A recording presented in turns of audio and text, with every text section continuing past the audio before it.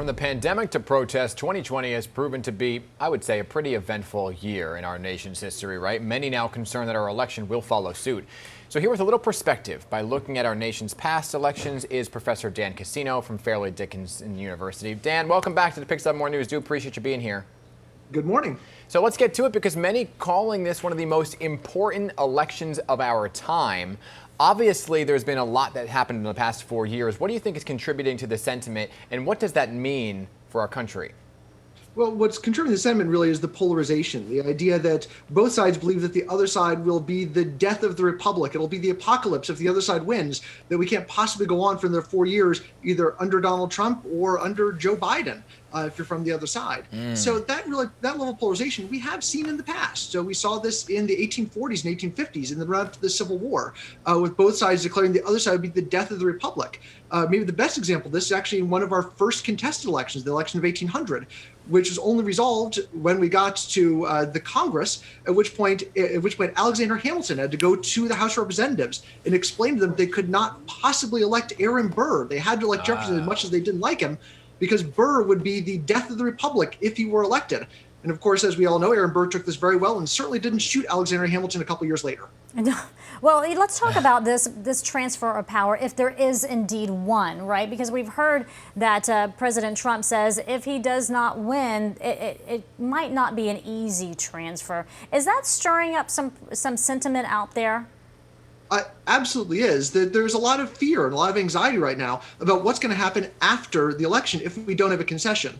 And this is really a relatively recent phenomenon. It goes back to Adlai Stevenson in 1952, where you had the person who lost the presidential election give a concession speech, generally on the night of the election, saying, "I lost. The other side wins. We should all unite now." And that is at this point something that goes back 70 years. So it is going to be a bit of a shift if we don't get that. And President Trump seems very likely to not give a concession speech.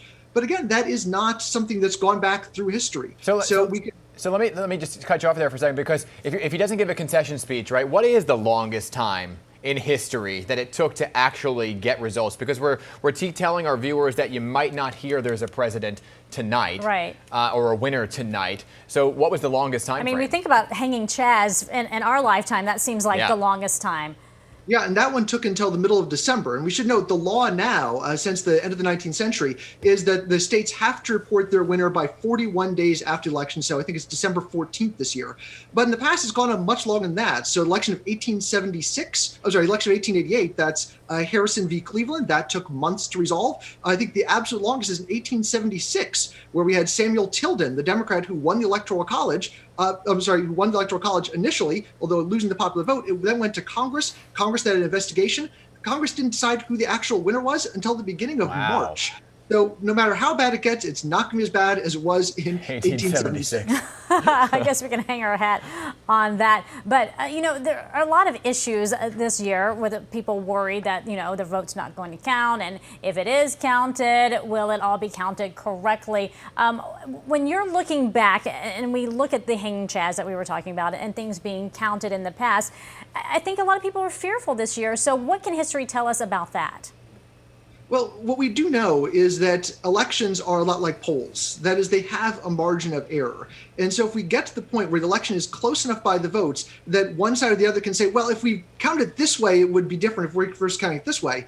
If we get to that point, we are in the margin of error. And what that means essentially is that it's not going to be decided by the votes at that point. It is going to go to the courts. It is going to go to the state legislatures. It is going to go to the secretaries of state of the various states. So if the vote is very, very close, as it was in 2000, we can expect that. But in general, when we've had that in the past, the people have respected the results. In elections like 1876 or 1888 or 2000, we have reached a conclusion. The American public has generally gotten behind whoever the winner really was. There's been so much talk about the Electoral College versus the popular vote. Should they do away with the Electoral College? You're one of our political experts here at Pix 11. Dan, let me ask you this. Tonight, who are the states you are most looking at in terms of going one way or the other? Flipping.